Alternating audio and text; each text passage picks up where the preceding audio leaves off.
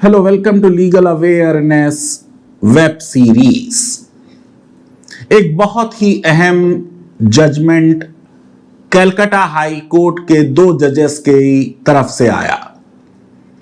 बहुत से बच्चों ने पिछले 2 दिन में मुझे फोन किया जिनके एडमिशंस डिफरेंट ओबीसी कैटेगरीज के तहत ऑफर हो चुके हैं कि क्या उनके एडमिशंस अब कैंसिल हो जाएंगे, क्योंकि ओबीसी सर्टिफिकेट्स कई लाख लोगों का वेस्ट बंगाल में हाई कोर्ट ने निरस्त कर दिया है। क्या है ये जजमेंट? क्यों ये जजमेंट एक आईब्रोज रेस कर रहा है? लीगल सर्कल्स में जजमेंट्स की एनालिसिस करते वक्त इस बात का ध्यान रखा जाना चाहिए कि हम जजेस को कभी भी मोटिव एट्रीब्यूट ना करें। जजेस के पास्ट ऑर्डर्स और जजमेंट्स की तरफ और उसको नए जजमेंट से मिलाकर कंक्लूजन्स ना निकालें। हमारे सारे जजेस इंडिपेंडेंट हैं, इम्पार्शियल हैं और कानून की व्याख्या जो उनकी समझ में आती है उसको करते हैं। जजमेंट्स इंसान देते हैं, जजेस इंसान हैं। अक्सर जजमेंट्स बहुत गलत हुए हैं। ए.के. गोपालन का जजमेंट सुप्रीम कोर्ट का गलत था। एडीएम जबलपुर का जजमेंट सुप्रीम कोर्ट का गलत था। जस्टिस चंद्रचूड़ का अडल्ट्री पर जजमेंट सीनियर चंद्रचूड़ का गलत था। उनके बेटे ने डीवाई चंद्रचूड़ ने उसको ओवर रूल किया। जजमेंट्स का क्रिटिसिज्म एकेडमिक होना चाहिए। वो कभी भी जजमेंट्स की जजेस की आइडियोलॉजिकल लीनिंग से जोड़कर नहीं देखना चाहिए। यानी रिसर्च होती रहती है, जुडिशियल बिहेवियर पर रिसर्च होती है, उस रिसर्च को मैं निगेट नहीं करना चाहता हूं। आइए इस जजमेंट की बात करेंगे, लेकिन सबसे पहले यह समझें कि इंडियन कॉन्स्टिट्यूशन में जो हमारी ऐतिहासिक तौर पर समाज में एक कास्ट सिस्टम रहा है उसको एड्रेस करने की कोशिश की गई। हजारों जातियां हैं भारत में। मुसलमानों में भी 700-800 जातियां हैं। यह कहना कि इस्लाम में जाति सिस्टम नहीं है इसलिए मुसलमानों में कास्ट सिस्टम नहीं है, यह सोशियोलॉजिकली सही नहीं है। सारी जातियों को किस तरीके से जो हैव्स हैं उनके बराबर लाके खड़ा किया जाए, इसके लिए रिजर्वेशन का प्रावधान बहुत पहले हो गया था, इंडिपेंडेंस से पहले हो गया था। हिंदू प्रिंसली स्टेट्स में वो हुआ, मैसूर में हुआ, बड़ौदा में हुआ और उसके बाद मद्रास से वो फेमस केस दोराई राजन का आगे बढ़ा।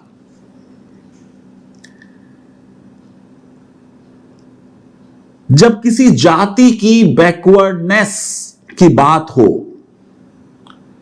तो उसको धर्म से नहीं जोड़ना चाहिए। जब किसी जजमेंट पर कोई बात हो तो जजमेंट पर रहना चाहिए और जजेस के बारे में नहीं बात करनी चाहिए। बहुत सी जातियों के लिए रिजर्वेशंस देश में डिफरेंट स्टेट्स में समय समय पर होते रहे। संविधान का जो प्रॉमिस है सब्सटेंटिव इक्वालिटी हो, फॉर्मल इक्वालिटी ना हो, वो आर्टिकल 15(4) में दोराई राजन के जजमेंट के बाद पहले संविधान के अमेंडमेंट से आया और 16(4) में शब्द रिजर्वेशन का भी इस्तेमाल हुआ और कहा गया कि कोई भी जो बैकवर्ड क्लास है उसके लिए आरक्षण का प्रावधान राज्य कर सकता है अगर वहां इनएडिक्वेसी ऑफ रिप्रेजेंटेशन है। इस संवैधानिक वादे को कैसे पॉलिटिकल पार्टीज और पॉलिटिकल लीडरशिप ने इंप्लीमेंट किया, अगर इसे देखें तो थोड़ा अफसोस भी होगा। ज्यादातर आरक्षण के अनाउंसमेंट्स चुनावों से पहले हुए। विधानसभा का चुनाव हो, कोई बाई इलेक्शन बहुत इंपॉर्टेंट हो, लोकसभा का इलेक्शन हो, सरकारों ने आरक्षण करने की अपनी पावर्स का इस्तेमाल इलेक्टोरल गेन्स के लिए अक्सर किया है। जाट रिजर्वेशन हुआ, पट्टीदार रिजर्वेशन हुआ, गुजर रिजर्वेशन हुआ, मराठा रिजर्वेशन कई बार हुआ। मंडल कमीशन ने मराठास को बैकवर्ड नहीं माना, 2 और बैकवर्ड क्लास कमीशंस ने बैकवर्ड नहीं माना, तब भी फडणवीस सरकार ने मराठा को रिजर्वेशन दिया। बाद में सुप्रीम कोर्ट ने उस रिजर्वेशन को निरस्त किया।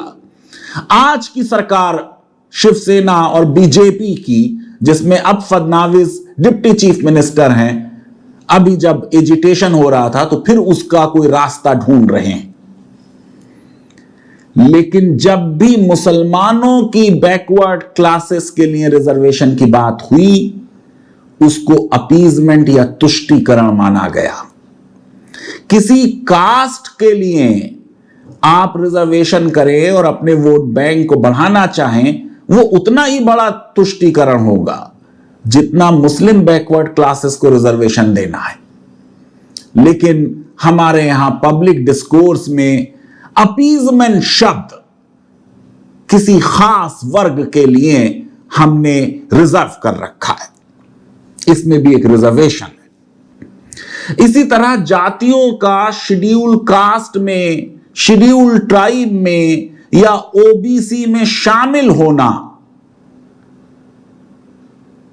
कई राज्यों ने, कई मुख्यमंत्रियों ने, बहुत लंबी लिस्ट हो जाएगी, वीडियो बहुत लंबा हो जाएगा, समय समय पर चुनावों को देखते हुए वादे किए और अनाउंस किए। उत्तर प्रदेश में ही अखिलेश यादव ने और योगी आदित्यनाथ जी ने 17 कास्ट को ओबीसी में इंक्लूड करने के अनाउंसमेंट किए। हाई कोर्ट ने बाद में रोका उसको, वो एक अलग इशू है। जो वेस्ट बंगाल में हुआ उसके लिए आज की मुख्यमंत्री को पूरी तरह ब्लेम देना भी सही नहीं है। ओरिजिनल फैसला उनका नहीं था, ओरिजिनल फैसला लेफ्ट गवर्नमेंट का था। ममता बनर्जी तो बाद में आकर 2011 में 20 मई को शपथ लेंगी। जो कुछ हुआ है और जिस पर यह फैसला आया है, उसकी ज्यादा बड़ी जिम्मेदारी लेफ्ट गवर्नमेंट की है। एक बात मैं और कहना चाहता हूं, हमारी न्यायपालिका, अगर आप सुप्रीम कोर्ट और डिफरेंट हाई कोर्ट्स के जजमेंट्स को देखें, रिजर्वेशन पॉलिसीज इन जनरल, ये मुसलमानों के रिजर्वेशन की बात मैं नहीं कर रहा हूं, एज सच रिजर्वेशन पॉलिसीज, चाहे वो SC ST के बारे में हो या ओबीसीज के बारे में हो, ज्यादातर रिजर्वेशन पॉलिसीज पर न्यायपालिका ने तरह तरह के अंकुश लगाने की कोशिश की है, क्योंकि न्यायपालिका के लिए मेरिट सर्वोपरि है और इफिशिएंसी ऑफ एडमिनिस्ट्रेशन जो संविधान में आया है शब्द आर्टिकल 335 में, उसको ज्यादा अहमियत दी है। पुराने जजमेंट्स में जाएं तो MR बालाजी 1963 का जजमेंट, सुप्रीम कोर्ट ने कहा कि 50% से ज्यादा रिजर्वेशन नहीं होगा। इंदिरा स्वामी को देखें तो उन्होंने कहा प्रमोशन में रिजर्वेशन नहीं होगा। नागराज का जजमेंट आप देखें तो प्रमोशन में रिजर्वेशन देने के लिए कह दिया कि क्वांटिफाइबल डेटा कलेक्ट हो कि बैकवर्ड हैं या नहीं हैं। शेड्यूल कास्ट के बारे में जर्नैल सिंह के केस में जाकर 2018 में सुप्रीम कोर्ट ने कहा कि शेड्यूल कास्ट की बैकवर्डनेस के लिए कोई डेटा कलेक्ट करने की जरूरत नहीं। फिर उन्होंने कहा कि साहब इनएडिक्वेसी ऑफ रिप्रेजेंटेशन देखें, और इफिशिएंसी ऑफ एडमिनिस्ट्रेशन पर क्या असर पड़ेगा उसको एग्जामिन करें। क्रीमी लेयर का डॉक्ट्रिन किसी सरकार ने नहीं लाया, सुप्रीम कोर्ट लाई इंदिरा स्वामी के केस में, मंडल कमीशन जब इंप्लीमेंट हो रहा है उस वक्त। कैरी फॉरवर्ड रूल, पूरी रिजर्व सीटें भरी नहीं तो जो वो सीटें रह गई वो आगे कैरी फॉरवर्ड कर जाएं, उसको स्ट्राइक डाउन किया सुप्रीम कोर्ट ने BN तिवारी के केस में 1964। और अक्सर ये जो जजमेंट्स रिजर्वेशन को डाइल्यूट करने के लिए सुप्रीम कोर्ट ने दिए हैं, उन पर संवैधानिक अमेंडमेंट कर कर उन जजमेंट्स को सरकारों ने और संसद ने बदला है।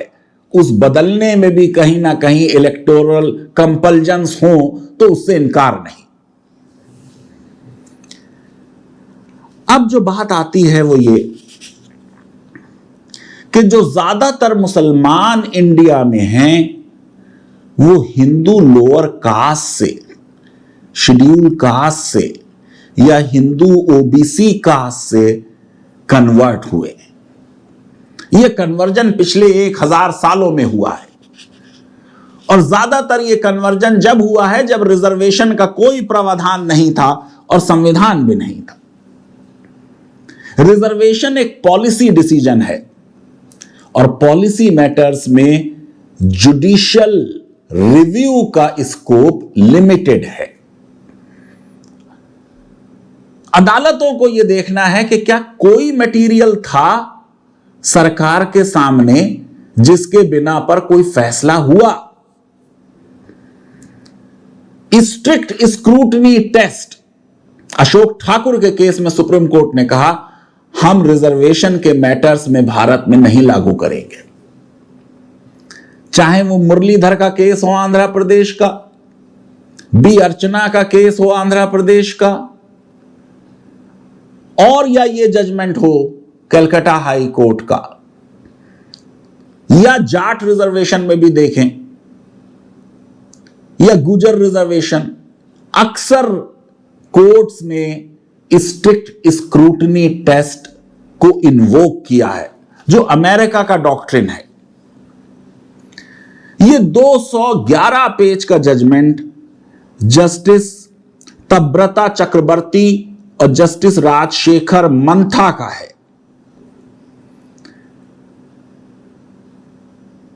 रिजर्वेशन की बात यहां जो हो रही है वो मुसलमानों के लिए नहीं हो रही है। इसको यह कहना कि यह धर्म के नाम पर रिजर्वेशन है, यह बिल्कुल गलत है। अगर मुसलमानों के लिए रिजर्वेशन हो तो हर मुसलमान को वो रिजर्वेशन मिल जाएगा, सिर्फ इस बिना पर कि वो मुसलमान है। आर्टिकल 15 और 16 में सबसे अहम शब्द ओनली है। राज्य डिस्क्रिमिनेट नहीं करेगा only on the basis of religion और रेस और कास्ट और सेक्स और प्लेस ऑफ बर्थ और रेजिडेंस और डिसेंट, अगर आर्टिकल 16 को भी ले ले। ये जितनी रिजर्वेशन की बात हुई है ये हो रही है बैकवर्डनेस की वजह से रिजर्वेशन होने के लिए। प्रश्न ये उठता है कि क्या मुस्लिम बैकवर्ड को सिर्फ मुसलमान होने की वजह से हम रिजर्वेशन डिनाई कर सकते हैं? हर एक का जवाब यह होगा कि नहीं कर सकते। आइए जरा समझिए कि क्या इसकी हिस्ट्री रही है। मैंने आपको बताया कि डिसीजन ये ओरिजिनल था बुद्धदेव भट्टाचार्य का, जिन्होंने 5 मार्च 2010 से 24 मार्च 2010 तक इनफैक्ट 42 टोटल बैकवर्ड कास्ट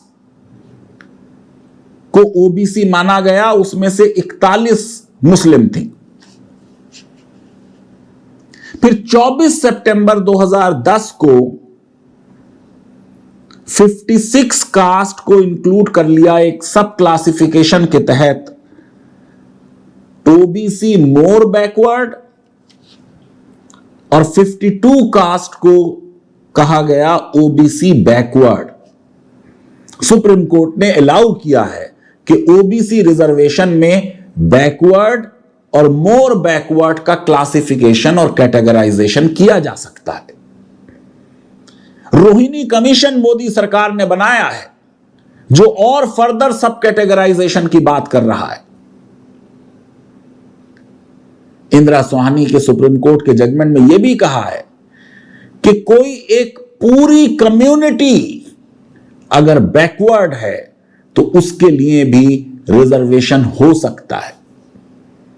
मैंने आपको बताया कि एक गलती हो गई मंडल कमीशन से।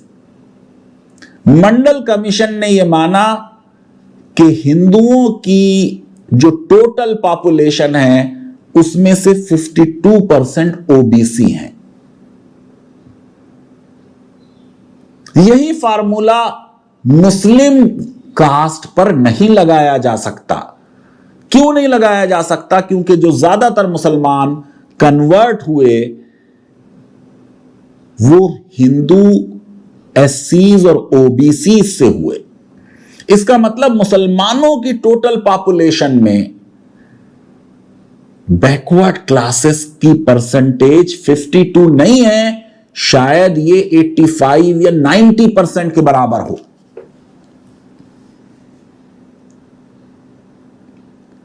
अब ममता बनर्जी ने ओथ ली है 20 मई 2011 को और 11 मई 2012 में 35 कास्ट को बीसी लिस्ट में इंक्लूड किया जा रहा है, जिसमें से 34 मुस्लिम कास्ट है। हाई कोर्ट की ज्यादा परेशानी इस मुद्दे पर है कि 42 में से 41, 35 में से 34 मुस्लिम कास्ट क्यों हैं? यह उनका एक जेन्युइन कंसर्न है और क्वेश्चन है, जिसको मैं समझता हूं कि स्टेट ऑफ वेस्ट बंगाल ने अच्छे आर्गुमेंट से रिस्पॉन्ड नहीं किया।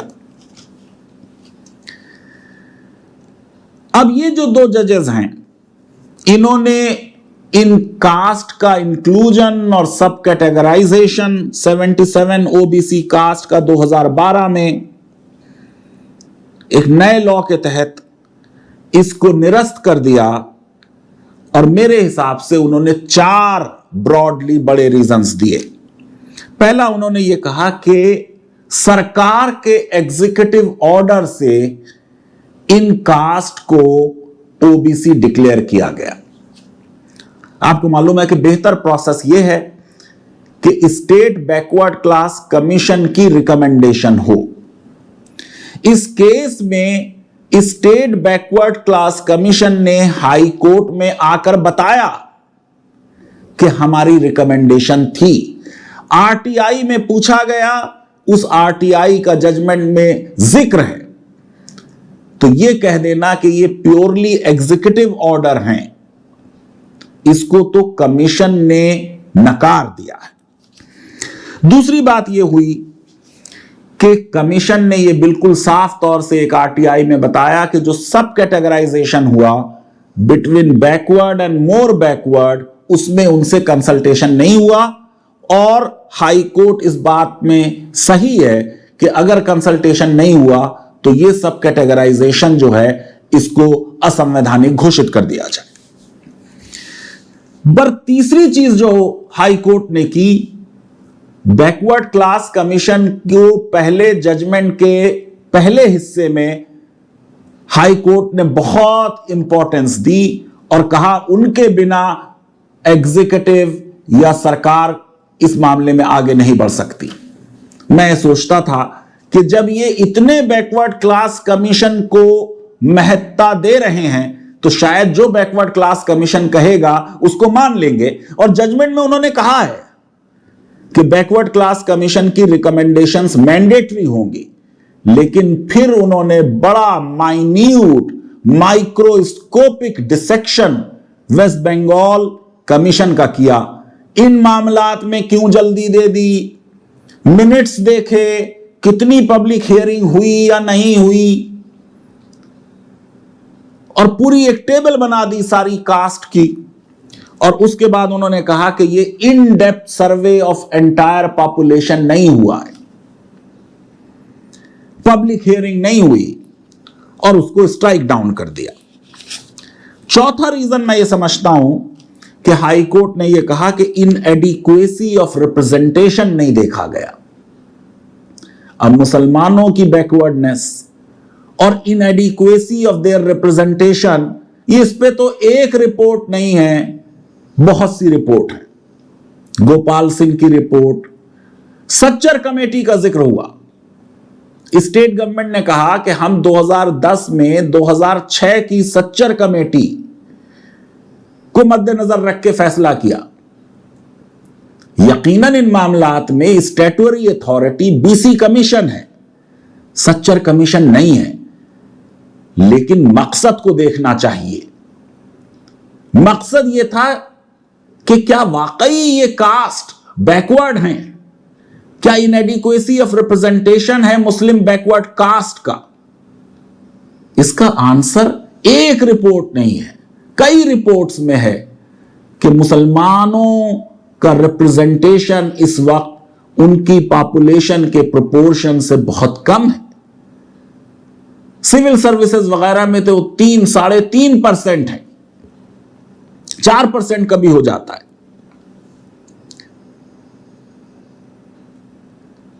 रिजर्वेशन क्या एग्जीक्यूटिव ऑर्डर से हो सकता है? इंदिरा स्वामी कह चुकी है, सुप्रीम कोर्ट का जजमेंट 9 जजेस का, कि एग्जीक्यूटिव ऑर्डर से भी रिजर्वेशन हो सकता है। लेकिन इस केस में अब कलकत्ता हाई कोर्ट ने यह कह दिया कि स्टेट गवर्नमेंट का मीनिंग होगा state government in discharge of legislative functions in consultations with BC commission. Article 341, 342 देखें। 1950 का जो प्रेसिडेंट का ऑर्डर है, एक एग्जीक्यूटिव ऑर्डर से शेड्यूल कास्ट बनी है, वो भी एग्जीक्यूटिव है, ये भी एग्जीक्यूटिव है। 341, 342 ये कह रहा है कि president of India in consultation with governor किसी स्टेट के लिए किसी कास्ट को एससी या किसी ट्राइब को एसटी लिस्ट में इंक्लूड कर सकते हैं। सच्चर कमीशन की रिकमेंडेशन को समरली ये कह देना ये पुरानी रिपोर्ट है, 2010 में सरकार फैसला कर रही है, 2006 की रिपोर्ट है। इंपेरिकल सर्वे और इस तरह की रिपोर्ट्स हर साल नहीं आती हैं, सेंसस भी 10-10 साल बाद होती है। 2021 में होनी थी सेंसस, 2020 में उसका काम शुरू होना था, अभी तक शुरू नहीं हुई है। तो सेंसस के पर्पसेस के लिए हम अभी भी 2011 के डेटा को यूज कर रहे हैं। मंडल कमीशन को सुप्रीम कोर्ट ने अपनी स्वीकृति दी, कई राज्यों ने मंडल कमीशन के बेसिस पर रिजर्वेशंस किए हैं, केंद्र ने किए हैं। मंडल कमीशन की रिपोर्ट 1980 की है, और 1980 में जब रिपोर्ट बना रहे हैं तो मंडल कमीशन ने सेंसस यूज की 1931 की, क्योंकि वो लास्ट कास्ट सेंसस थी। सुप्रीम कोर्ट के जजमेंट्स हैं कि सर्वे किया जाए ऑफ एंटायर पॉपुलेशन, लेकिन मंडल कमीशन को देखें तो मंडल कमीशन ने 2 विलेजेस और 1 ब्लॉक देखा था 405 डिस्ट्रिक्ट्स में आउट ऑफ 406 डिस्ट्रिक्ट्स, जो हमारी सबसे ऑथेंटिक रिपोर्ट मानी जाती। इस केस में 5% पॉपुलेशन का सर्वे हुआ था, जिसकी हाई कोर्ट ने आलोचना की। सर्वे और इंपेरिकल रिसर्च में सैंपल से हो जाता है, कंक्लूजन निकल आता है। अभी ये जो एग्जिट पोल और ओपिनियन पोल होते हैं, ये पूरी पॉपुलेशन को थोड़ी देखते हैं। चावल पकते हैं, हम कहते हैं एक चावल देख के अंदाजा लगा लिया जाता है कि चावल पक गए हैं या नहीं पके। फिर हाई कोर्ट ने कह दिया कि साहब सच्चर कमेटी ने यह भी रिकमेंड किया था कि एक इक्वल अपॉर्चुनिटी कमीशन मुसलमानों के लिए बनाया जाए। मैंने सच्चर कमेटी की रिपोर्ट दोबारा से देखी, इक्वल अपॉर्चुनिटी कमीशन की बात मुसलमानों के लिए नहीं हो रही है, डाइवर्सिटी को देखने के लिए, सबके लिए, अंडर प्रिविलेज के लिए उसकी बात हो रही है। जिस तरीके का डिसेक्शन इस केस में हुआ है, ऐसा डिसेक्शन नॉन मुस्लिम कास्ट जब बीसी लिस्ट में शामिल हुई हैं उनके बारे में मैंने नहीं देखा। इस तरह का जजमेंट मैंने नहीं देखा। ऑफ कोर्स जाट और गुज्जर और मराठा और पटीदार रिजर्वेशंस अप्रूव नहीं हुए हैं और वो उस लिस्ट में आते हैं कि आमतौर से अदालतें रिजर्वेशन पॉलिसीज के एक्सटेंशन के विरुद्ध रही हैं, क्योंकि वो इफिशिएंसी ऑफ एडमिनिस्ट्रेशन और मेरिट को ज्यादा एम्फसाइज करती हैं। एक और चीज जो बड़ी अहम थी वो ये कि बहुत सी ये जो कास्ट थी, बैकवर्ड कास्ट, ये तो मंडल कमीशन ने भी बैकवर्ड मानी थी और नेशनल बैकवर्ड क्लास कमीशन की रिकमेंडेशन पर सेंट्रल गवर्नमेंट ने भी बैकवर्ड मानी थी। ये एक बहुत बड़ा फैक्ट था जिसे ओवरलुक किया गया। इसी तरह हाई कोर्ट ने एक और बड़े फैक्ट को, एक आर्गुमेंट यह था कि ये बहुत सी कास्ट ऐसी हैं जो ऑक्युपेशनल कास्ट हैं और जिनके Hindu counter parts schedule caste का सुपीरियर स्टेटस एंजॉय कर रहे हैं। आपको मालूम है कि मेरिट में ओबीसी की मेरिट हायर होगी और शेड्यूल कास्ट की कम होगी और शेड्यूल ट्राइब की और कम होगी, इसलिए मैंने कहा कि वो हायर स्टेटस एंजॉय कर रहे हैं। अब आप बताइए कि कोई कास्ट है, वो ऑक्युपेशनल ग्रुप है, अगर हिंदू है तो उसको शेड्यूल कास्ट का स्टेटस मिल रहा है, मुसलमान है तो उसे बीसी का भी स्टेटस ना दिया जाए, यह बात सब्सटेंटिव इक्वालिटी के डॉक्ट्रिन के विरुद्ध है। फिर कोर्ट ने एक अजीब प्रश्न रेस किया कि अगर इनको शेड्यूल कास्ट स्टेटस मिल रहा था जब ये हिंदू थे तो ये मुसलमान क्यों हुए? मैं आपको बता चुका हूं कि ये मुसलमान पिछले 800-900 साल में हुए हैं, ये रिजर्वेशन लेने के लिए नहीं हुए हैं। और कन्वर्जन का मोटिव क्या था, ये बैकवर्ड क्लास कमीशन ने बिल्कुल सही किया। एक प्राइवेट मैटर है, इसको प्रूव नहीं करना चाहिए पब्लिक अथॉरिटीज को। आपको मालूम है कई एंटी कन्वर्जन लॉज जो हैं वो चैलेंज हुए हैं। अभी सुप्रीम कोर्ट ने ही यूपी के लॉ के बारे में कुछ ऑब्जर्वेशंस की हैं। वेस्ट बंगाल की ही ओबीसी की लिस्ट देख लीजिए। Christian converts from scheduled caste and their progeny. 2000 में वाजपेयी जी की सरकार है, केंद्र सरकार ने उनको ओबीसी माना है। और बता देता हूं, कई राज्यों में Hindu upper caste including Brahmins,